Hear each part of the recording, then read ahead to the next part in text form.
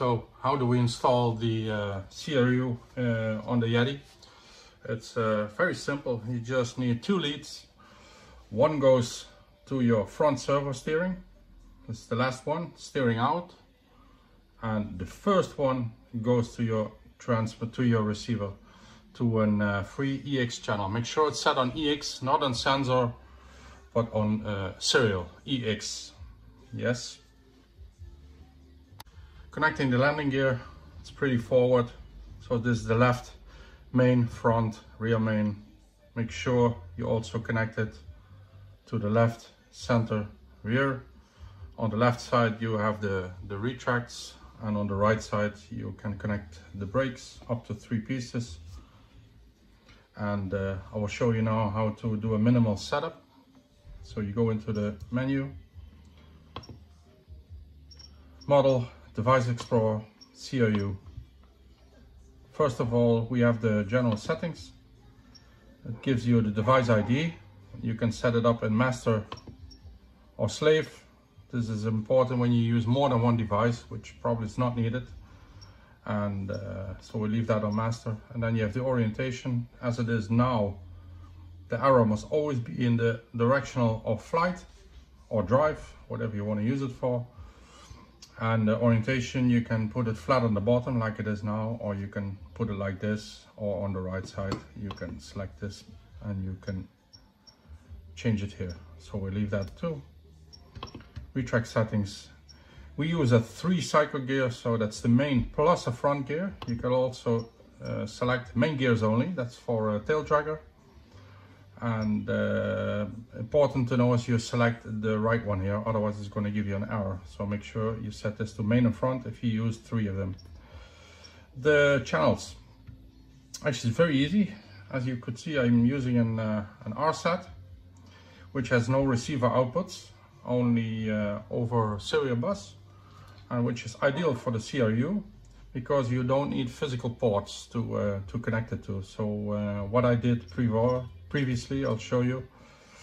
I did select some servo assignments. So what I used was the primary channels, throttle, aileron, elevator, rudder, but I don't need to have 5, 6 or whatever receiver I use physical outputs to use them for the CRU. So I use the last channels actually, so that are hardly used, 15, 16 or whatever you want to use. So you make sure you set up a channel 15 for gear or 16 for brakes, like I did, for example.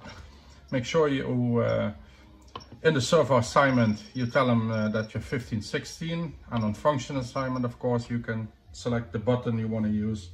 In gear, which I use this one, and for brakes, I use the toggle one. And that's the most, easiest for me. So when we go back now, let's go back into the Device Explorer. So I'm doing a cycle now. So let's see, retract settings. So here you select the gear channel, which I have 15. Learn the gear position up, which I did now. It's up, so I press it, gear position up set. If you want to use the down position, you click it again, gear down position set. Here's the delays. For each retract you can set a delay, so up or down, and I left it now to 0. What else we have? Retract parameters. So this is retract speed. I would not suggest changing that because it also will give less current to your retracts. Maximum current. So how do we decide what you need? Okay, for example, I have the JP gear here. This is an ER150, which uses little to none power. And a way to look how much they need and how much seconds they need to retract. Make sure you have these set in your model. You go out, you go to system status, and here you can see the peak that it has used on the last cycles. So as you can see, that's 905, 942. This was the last moves, 5 seconds, more or less. So given with these data, I can set it up really nicely. So what I do now is retract parameters. As you can see, I set the Mac current to 0.8 amps. Start time, stop time, which is you should leave as default. Minimum cycle time, that's what you need, otherwise you're going to get errors on the LEDs, because if you don't get to the minimum cycle time, let's for example you leave that to 0 seconds, it will give immediately an error because it already overstepped the 0 second line. So if you have a Lua script installed, it will surely give you an error on this.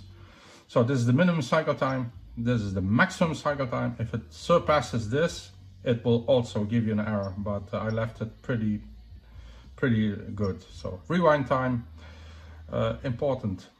On the JP gears, anything between 50 and 150 or 200 is fine. On the electrons, they use standard 50 from factory, but that's good. What it actually does is rewind the spindle so that your gear won't get locked up and mechanically. So and that's also good for the motor. As soon as it reaches maximum current, it will stop and rewind. That's one of the safety features in the CRU.